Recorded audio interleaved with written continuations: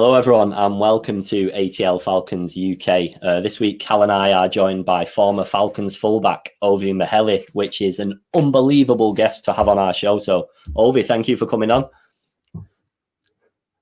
Right, before I get started with questions, Ovie, this is a weird one. I seen a tweet yesterday saying that you had a bird in your house. Have you got it out now? And did your son shoot it with a Nerf gun? Oh, have we lost Ovie?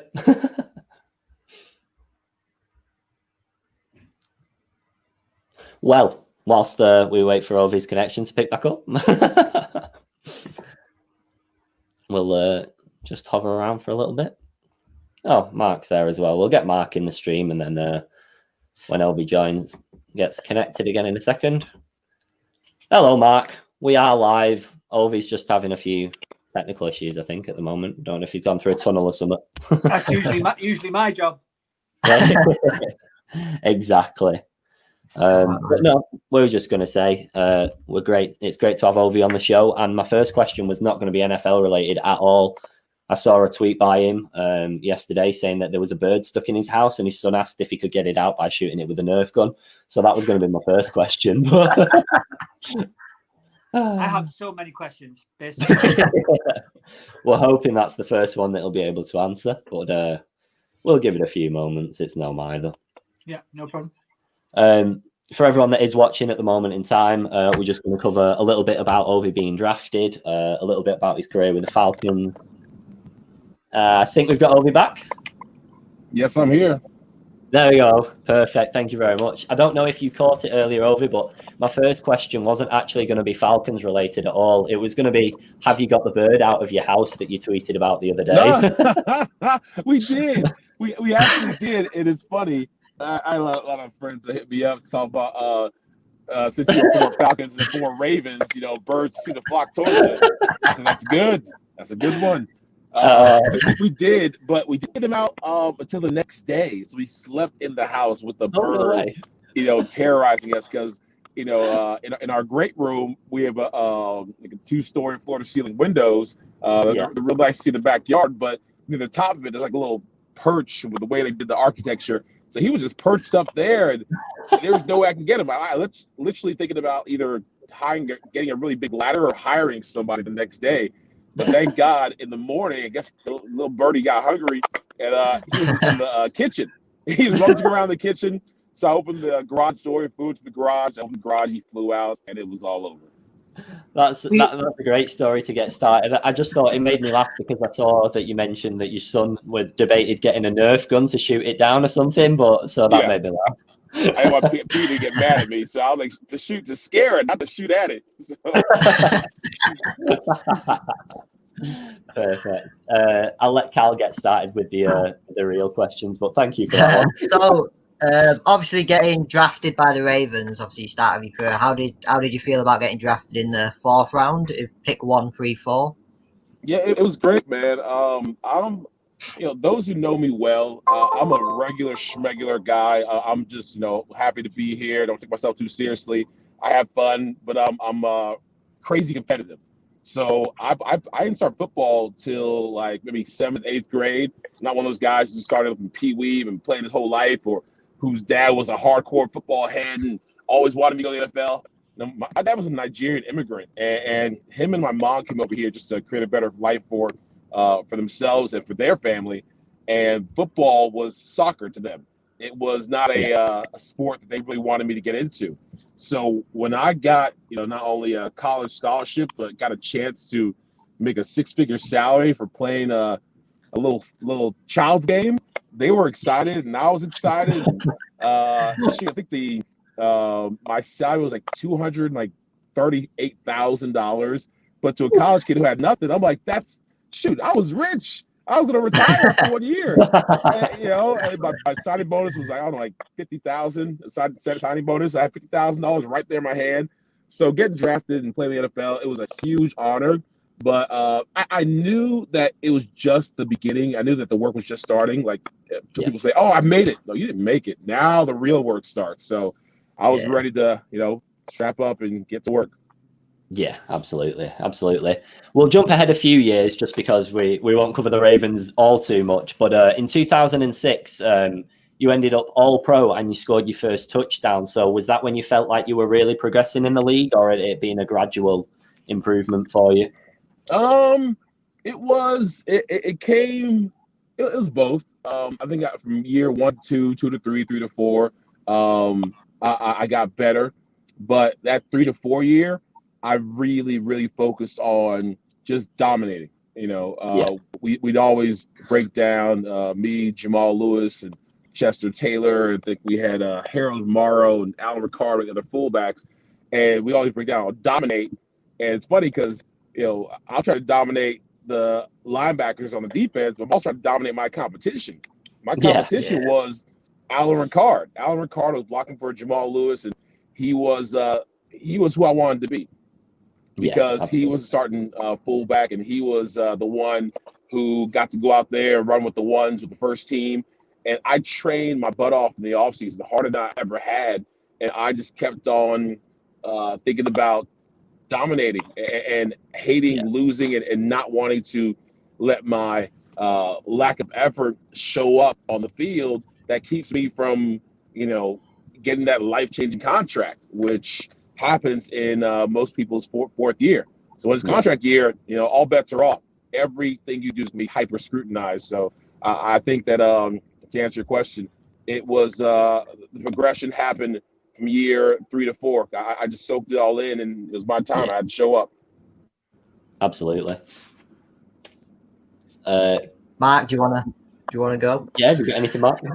I kind of fitting in with them. I did write up a couple of questions before I come on. So just kind of sticking with that kind of early stage of your career.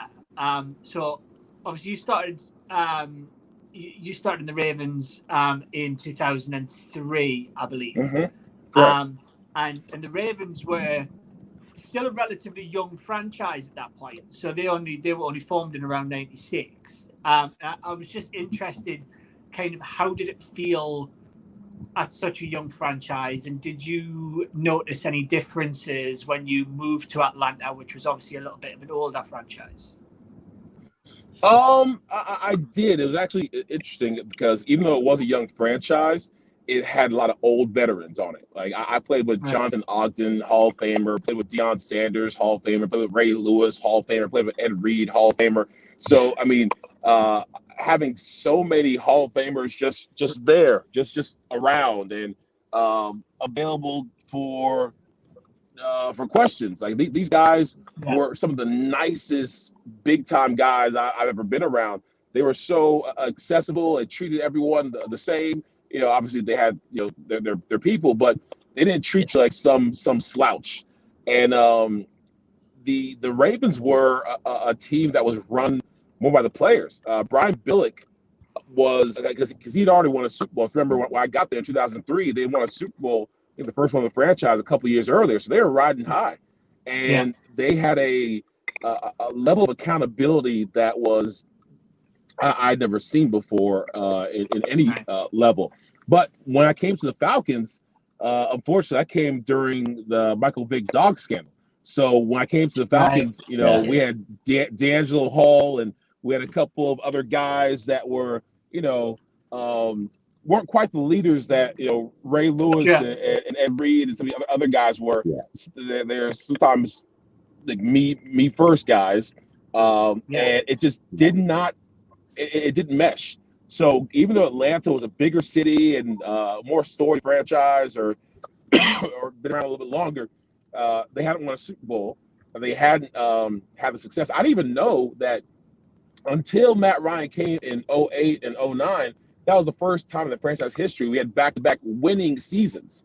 Like I didn't know the franchise had been that up and down. So even though things were new with Atlanta. It took a while for me to have that same sense of structure and of a foundation to move on. Absolutely. Definitely.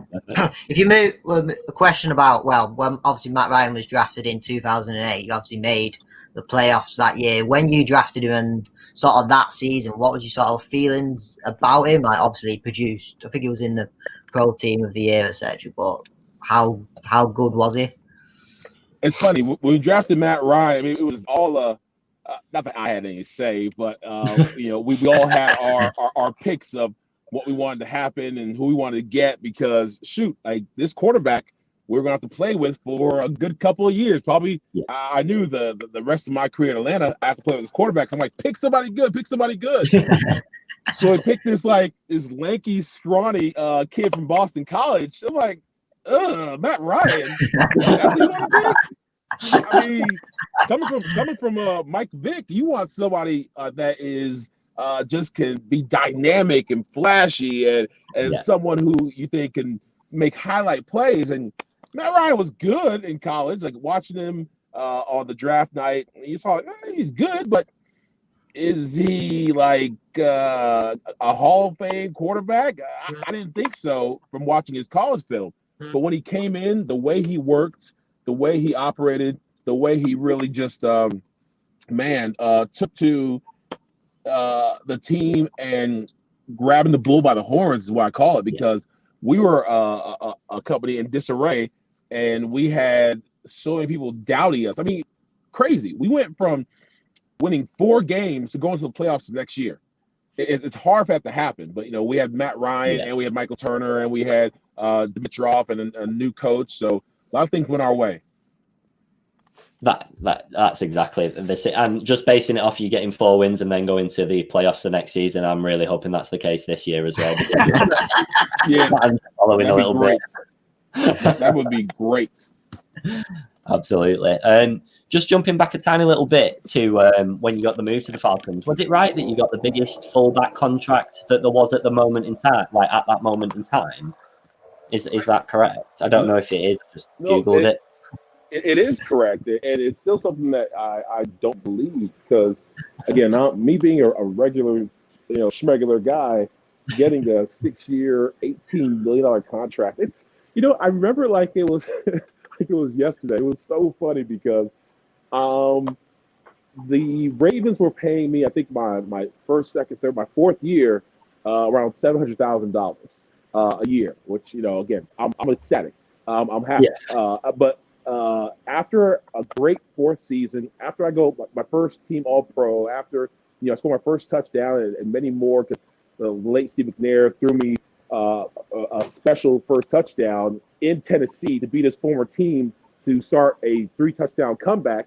I thought that I was pretty special, and so Ozzie Newsome was like, "All right, you're making $700,000. We'll give you $1 million. How's that sound?" And I'm like, "Take it." I told my agent, "Take it." I'm going there. My agent's like, "Nah, we ain't doing that. We got all the teams that need a good fullback, and right now you're the youngest, and you get great hands, and you're light on your feet, and you're agile, and you're just really hitting all those markers. You're the top fullback in the draft. I mean, in the free agency, you're the top fullback." I was like, "All right, great. So let's go for 1.5. He's like, "I'll handle this." So he ended up hitting Tampa Bay Buccaneers, the New York Giants, and the Atlanta Falcons against each other. So they all started raising the price. He told me, "I got you $2 million a year." I said, "Let's do it. Take the deal." He's like, nah, let me talk to the Giants. The Giants will do 2.5. I was like, "Take the damn deal, $2.5 million a year." He said, "Nah, let me keep on talking." He said, "Now Tampa's back to 2.75. So now the Falcons will do $3 million a year for 6 years, $18 million with $5 million bonus." I said, "Todd, if you don't take this goddamn deal, I'm getting a new agent." Because my parents, my old-fashioned Nigerian parents, who never even dreamed that their son come to this country will be getting a ridiculous contract like that. They're like, "Just take the deal." Every time Todd calls, they're like, "Take the deal." So we ended up with, I think Lorenzo Neal had the highest paid contract for fullback per year, or money per year before me. Yeah. He was only making $1.5 million. And so for me to get double that and get $3 million a year, like, today's standards not that much, but at the time in 2007, it was groundbreaking. And I mean, Arthur Blank flew his private jet out to Baltimore to pick me up, and I wanted to share the experience with my parents. So I asked them to just stop by Charleston, South Carolina, pick up my parents, and like, all right, no problem. So we kind of did a little detour, and my parents got to go to this random private airstrip they didn't even know existed in Charleston, where they had lived for 15, 20 years, where the rich people go. So we had a limo take us to this airstrip, and the best moment, like one of the top two moments of my life outside of or top three, getting married and having my kids, was to honor my parents in such a way to where I can get on a private jet from a billionaire. I can have the stairs go down. I walk in 1 or 2 steps down the stairs, my hands raised in victory, and said, "Mama, Daddy, we made it." And they came on. We're eating shrimp and lobster. We're flying to the Falcons facility, and then signing this actual contract, page after page, and seeing $18 million on the contract. Unbelievable. Still a great moment, and luckily I have good parents, so I haven't spent it all on toys and diamonds and chains. I bought one diamond. I'll tell you that one story. I went and had my little, I guess my moment, my little culture moment, where I wanted to be like the rest of my peers. So I bought $185,000 worth of diamonds. I bought a diamond necklace with a big cross on it. And my mom was like, "Jesus don't like that. Jesus ain't co-signing that." No.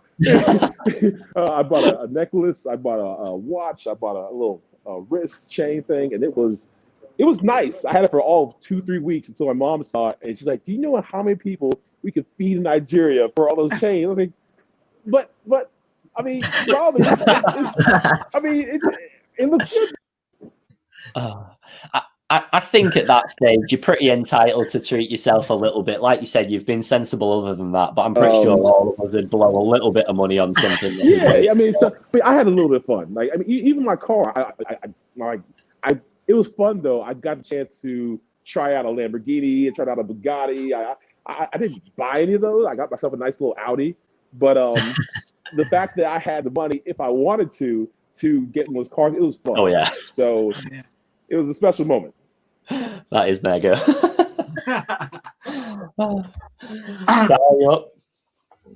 You got another one, Mark? Yes. So I don't know if this is kind of there's probably quite a few, especially from what you've just spoken about, Ovie, but kind of what was, if I keep this question to on the field, what was your most kind of memorable career moment and why? My most memorable moments, you said? Yeah, on the field. Oh, on the field. Most memorable moment on the field. Ooh. Man. It Put you has on the to spot. probably be the Pro Bowl.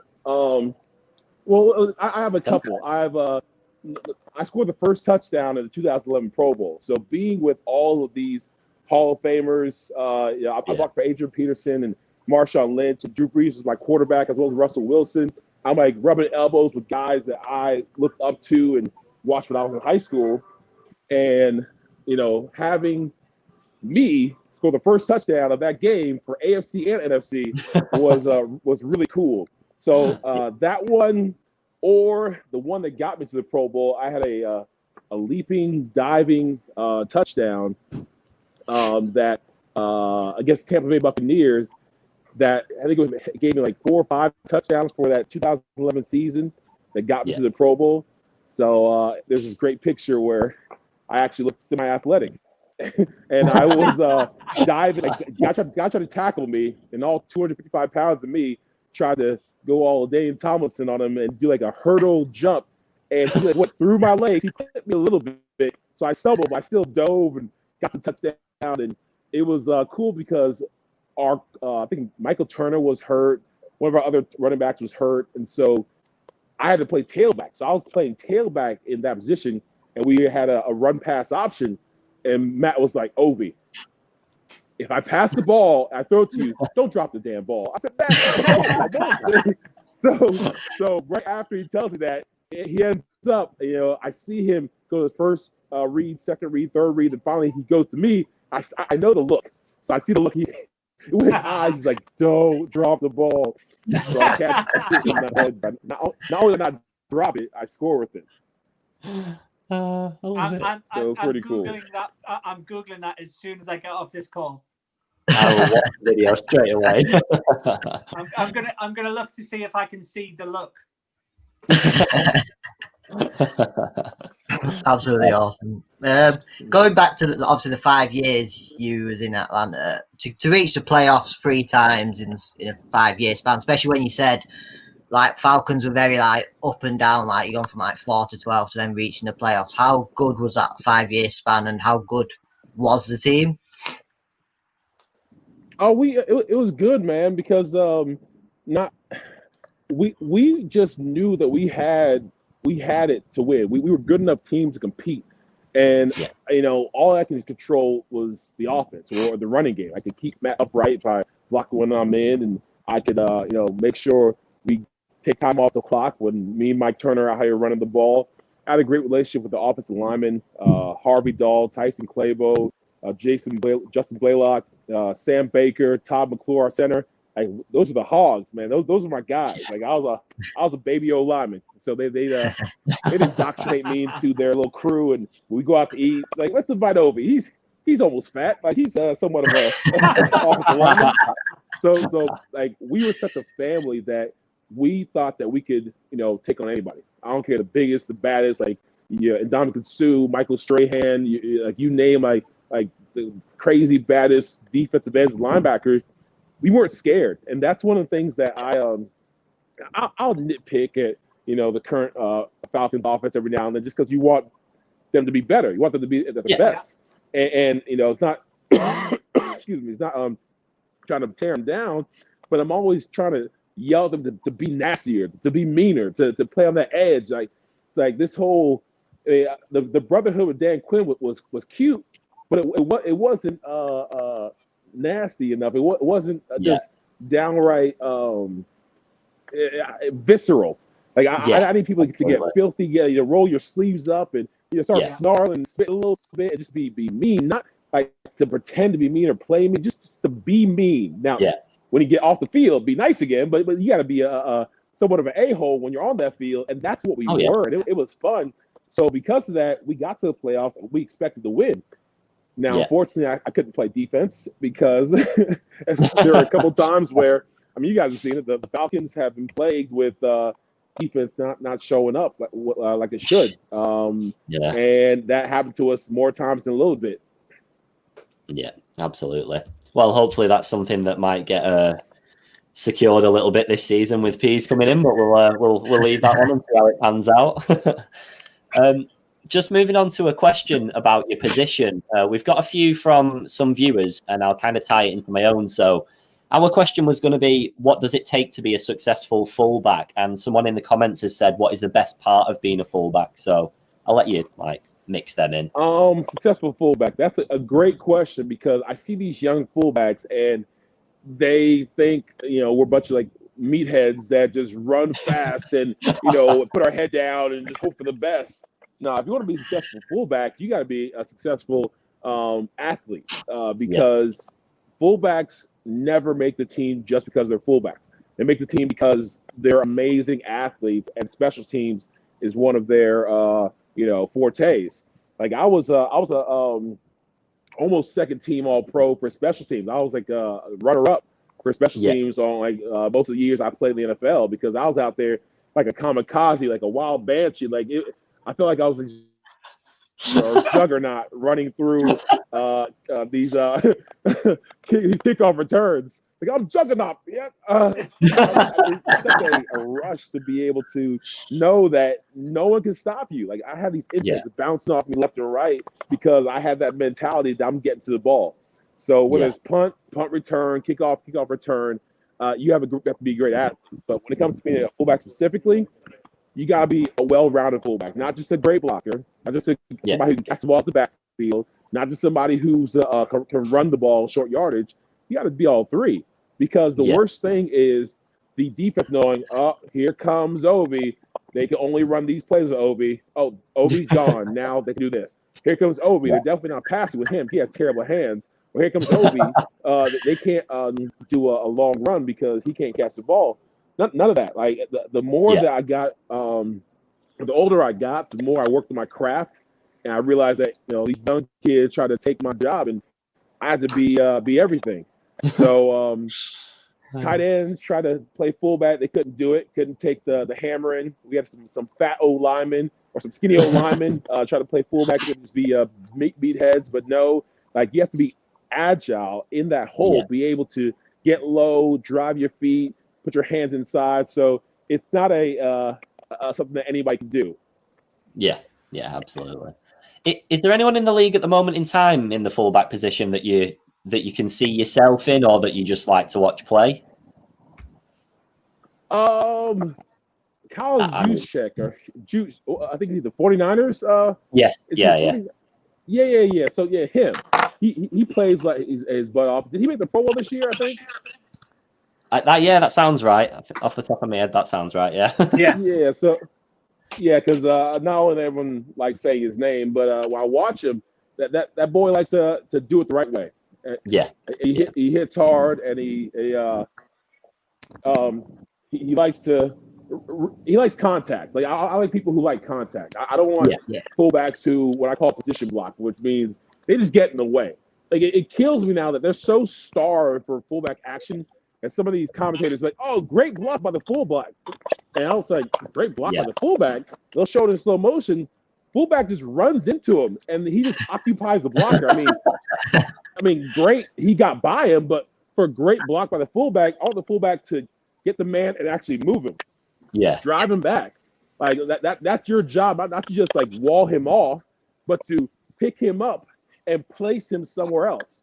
That's my little pet peeve about fullbacks today. I feel like they're too small, they're too cute, and they're too I don't know. I'm about old school fullbacks. Yeah. I'll see that. That's sort of a question we're gonna get onto next. Like it's sort of, I think we've noticed, me and Danny, especially in the last few days researching it, like the positions sort of kind of changed in the last 10 years, I would say, from like when you was playing compared to how the fullbacks are now.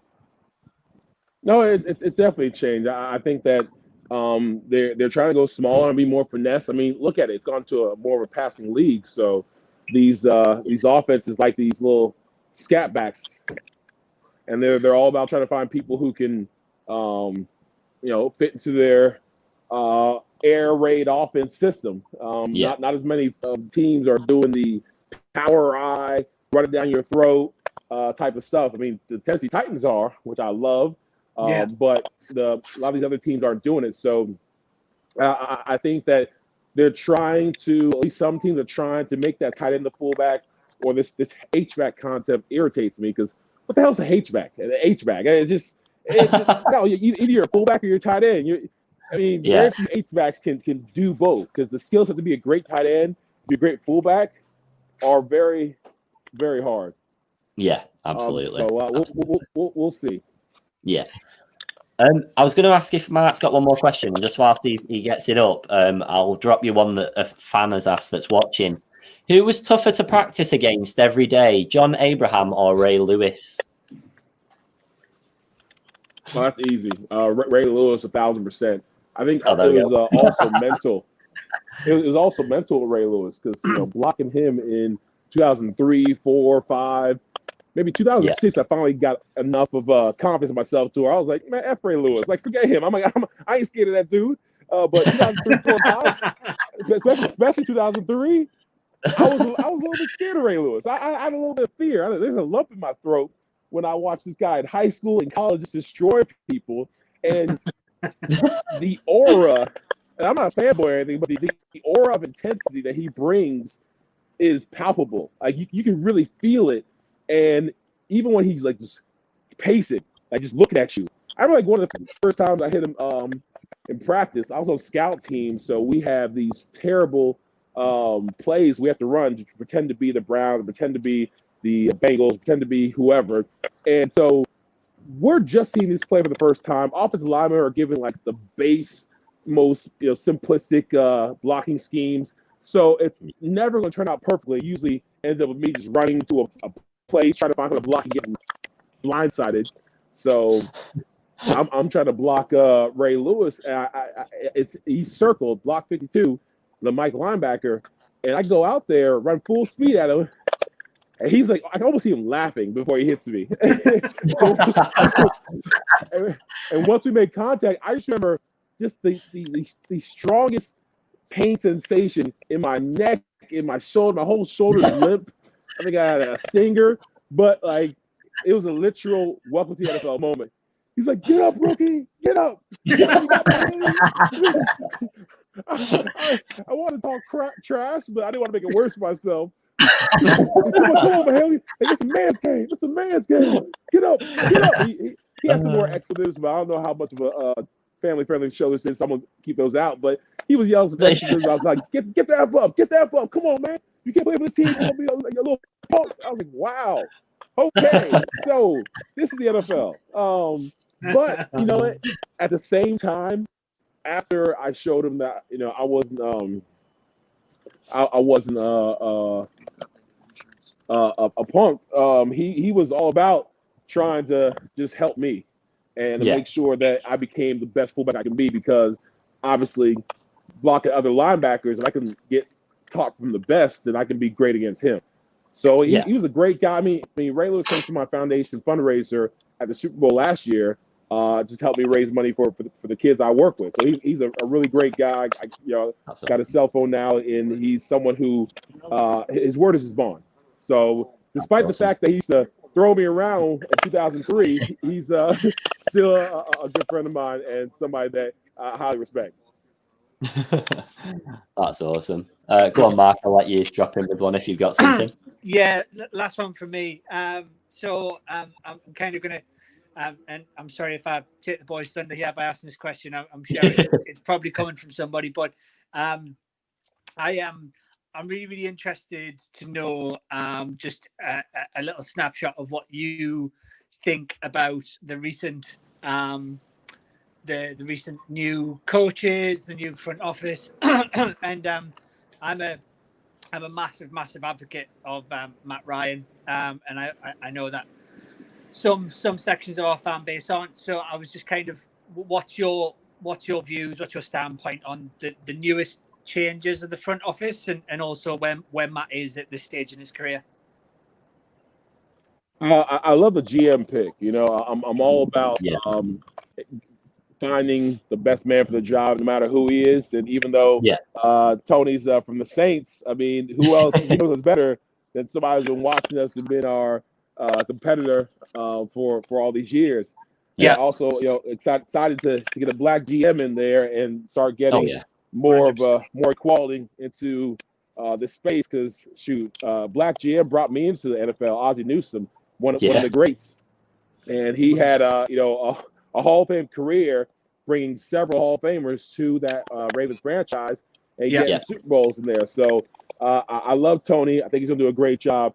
Now, Arthur Smith, it's funny. We had a coach Mike Smith, now a coach Arthur Smith. Hopefully Arthur brings some of the success that Mike Smith brought, because we had a great run with Mike Smith. We just couldn't get that final deal done. We just couldn't seal the deal. Yeah. But I think with the offense that Arthur Smith ran, he can work with Matt Ryan if necessary. But what's also on the table, I think Arthur and Tony will be able to do, is potentially getting rid of Matt Ryan and Julio and start from scratch. Because paying $100 million in order to lose doesn't quite make sense. Paying all this money to Julio and all this money to Matt just to lose isn't the best thing for the franchise. And I want a Super Bowl. I want a party. I want a parade.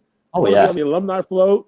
I want all that stuff. And so these guys win and I win. And so if they can turn it around, I think that'd be great. So I think they have the right guys for the job. Of course, I would have preferred Eric Bieniemy. If he was going to the Houston Texans, I'm going to have my own personal riot, because somebody needs to take that man. I wish the Falcons took him. Personal preference, I think he is the best guy on the market. But, hey, maybe God has something better for him. But since the Falcons didn't take him, Arthur is he's a great choice as well. So we will see what happens in the future. This pandemic, hopefully will be gone next year. We can have some fans in the stadium and really just support this new team the Falcons are going to bring on. But I'm curious to see how long it's going to take them to actually turn it around. Because with Mike Smith, it was instant, 1 year. Yeah. But that was with new personnel. So we have the same personnel, but new coaches. I mean, I'm sure we'll get somebody in the draft, but the guys who change teams are quarterbacks and defensive ends. So unless we can get a great defensive end, I'm not sure. I mean, I'm really curious to see what we do with our pick. Are we trading down? I think we should. Are we going to pick a quarterback? I mean, maybe we do that. I don't know. We'll see. Thanks, I agree. That's what we were going to ask as well, Mark. So you've covered it for us. Perfect. It's all right. I'll come off the back of that one. I was just going to ask if there's any players at the Falcons at the moment in time that really stand out to you and that you particularly like to watch, because there's been a handful of standouts this season in Calvin Ridley and plenty of others along there, AJ Terrell, etc. Yeah. AJ's played great. I've always been a Calvin Ridley fan. It's hard to be in the shadow of Julio Jones and still go out there and ball out and play. Okay. And for Calvin Ridley to do that game in, game out, it takes guts. Yeah, it does, absolutely. But no, I agree with your takes. It's going to be an exciting start to have a refreshing start again. I like Dan Quinn as a man and everything, but I agree with your comments earlier that there wasn't quite enough there to fight. There wasn't. There was a lot of camaraderie. The press conferences would drive me crazy. Like my ears would be bleeding. Like he threw out every cliche in the book, and it sounded good, but it didn't sound good when you kept on losing after you're winning. I mean, after that Super Bowl, it's a wonder that anybody recovered from that Super Bowl. Most coaches after that Super Bowl loss would have been fired. You know, I won't say most because you got the Super Bowl. That's great. But after that Super Bowl loss, that you have all these bad seasons. They kept Dan Quinn 1, 2, 3 seasons too long. Same thing with Dimitrov. Kept him 2, 3 seasons too long. And I get the whole loyalty thing, but he needs to have loyalty to the fans and to winning. So hopefully Arthur Smith will be less of the rhetoric and more of the action. Yeah. I definitely hope so. He said the right thing so far. Obviously, he's new to all of this, and he's new to us. But he said the right thing, so hopefully, he can get us back where we should be. Yep, definitely. I think it's going to be an exciting. I think we all have all said it after. It's going to be an exciting off season, and then hopefully we can kick on from that. Anything else, Dave, you want to put on? I was going to say this is completely. Let's see. I got to get off in a couple of minutes. Yeah, that's all right. Yeah. In fact, then I've got one more thing, and then I'll let you say a little bit. But I see that you're a Walking Dead super fan, so expect an DM off me in late February when it starts again, because I am as well. So. Nice, good man. But just before you clock off, I see that you're heavily involved in a lot of environmental changes and a lot of different motions and actions regards to it. Would you like to talk about any of that and spread a bit of awareness on anything? Or Sure. No, before I go out, 2 things. One about what I do in my nonprofit, and one what I do in my day job. My nonprofit, it's been a huge honor to be the first NFL player in history to have an environmental foundation. And the reason that I started was because my kids were born premature. Barely 2 pounds. They had underdeveloped lungs, and the air quality in Atlanta was so bad that we had to rush them back into the NICU after waiting 2 months already. And they were literally hiding from the air, hiding from just life, because daddy didn't care about the environment. I thought it was somebody else's problem. I thought it was some rich person's problem, some white person's problem, just, Al Gore's problem. The environment was never my thing until I did more research into it. I found out that it disproportionately affected people of color, and people of color have the least to do with it. Yet the air quality, the asthma, the earthquakes, the fires, tornadoes, the hurricanes, you name it, everything that is going wrong with climate change is affecting people who look like me. Yet no one in the NFL is bringing attention to this. And I wanted to change that. So I started my foundation that uses sports to promote sustainability, from comic books to doing green tailgates, to finding ways to get people involved, making small lifestyle changes for a better good. It was something that was important for me. So, you can go to omfgreen.org, omfgreen.org, and you can see more information about the foundation. Get yourself a green comic book, or just find some ways to really do your part to try and create a better future for our loved ones. And secondly, my day job is like, even though I played football, my dad's a doctor, I'm a doctor's son. My sister's a doctor. I was a sports medicine major at Wake Forest University, got an MBA at George Washington University after I retired because I wanted to help my dad's business. And so I've been working in the medical space for a minute, have my own medical consulting firm for almost a decade. And we just find ways to help doctors with their patients and their practice. But with the pandemic, obviously we switched to COVID solutions. So we've been doing the tests, we've been doing the gloves and gowns. I have an 1860 mask right now. I mean, I got involved, especially with my father and his hospital back in Charleston, who needed some PPE. So I've been able to help people trying to reopen and stay open and just stay alive in some cases. Yeah. So one of the things that we're really excited about now is that we just had confirmation as of last month, the first air purifier / fogger that is able to kill COVID in 3 minutes, 99.96% of it. Our CEO is on CNBC, we had a big article in the Washington Post, and so they reach out to me because they know I have a big reach. Any gym, school, university, restaurant, business, anywhere that wants to open and be safe, they should definitely check this out.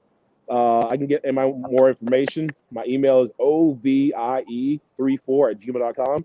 Just email me and I'll shoot you some info and something that I think at the very least, if you have a desire to put an extra layer of protection around yourself and your loved ones, it's worth checking out. Just email me and I'll send you guys more information. Amazing. That's awesome to hear how much you're doing after the game. That's why we love to give everyone the opportunity to speak about what they're doing now, because you've got such a big platform to work off, because you're so well known and you have so many contacts. It's so good to get involved with things like that are directly affecting and changing people's lives for the better. So thank you for that. And I'll be sure to buy a comic myself because I've already eyed them up. I was on the website this morning. So good stuff. But that's absolutely perfect. We won't take any more of your time. We know you're a busy man and everything, but thank you very much for coming on. It's been a pleasure, and hopefully when we all get over to Atlanta, we can let you know and see what can happen. Let me know, guys. Again, thank you very much. Thanks very much. Thanks for that. Thanks, guys. And thank you all for watching. It's been awesome. Thank you. Cheers, guys. Everyone. Thanks, guys. Later.